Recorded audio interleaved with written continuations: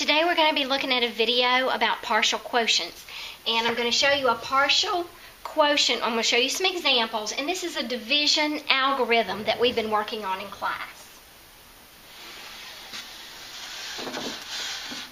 Alright,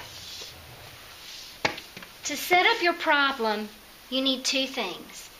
You need a division problem and you need a fact chart. Now, if you notice my fact chart, I have very simple facts.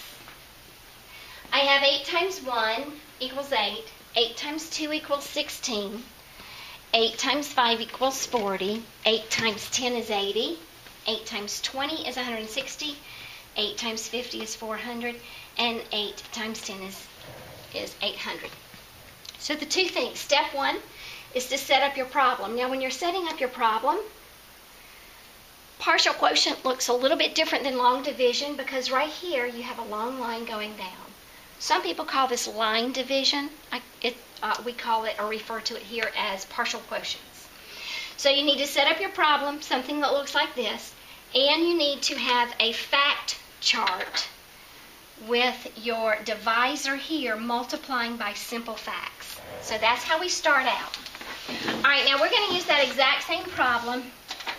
I have the problem set up and I have my simple fact chart here. So here's what I want you to do. These are the steps. I'm going to look at 177. I'm trying to find out how many times will 8 go into 177.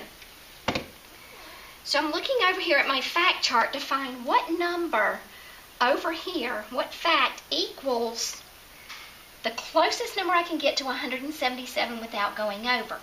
And if I look over here, I have an answer of 160. 8 times 20 equals 160. So here's what I'm going to do. I have 8 times 20 equals 160. And that's how I'm going to write it.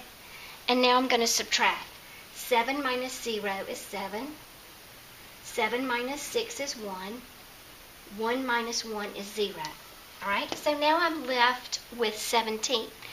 I'm going to repeat that whole process over again until I'm finished with the math. So I have 17 now, and I'm going to look over here to see what answer over here is close to 17 without going over. And if I see right here, I have 8 times 2 equals 16. So I'm going to include that information here. 8 times 2 equals 16. And I'm going to subtract 16 from 17. My answer is 1. All right? So that's what I've done in all of my math here and with using my fact chart. Now, let's move on to the next step. So, let's see. Let me pull my board back. Alright.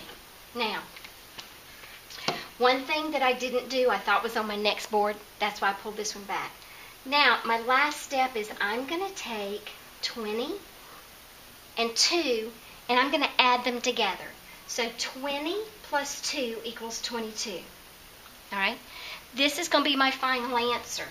22 is going to go all the way up here on my quotient line. Now, something I cannot remember is I have a remainder of 1 down here. So I've got to remember my remainder and put it in my quotient line. So my answer here is 22 with a remainder of 1.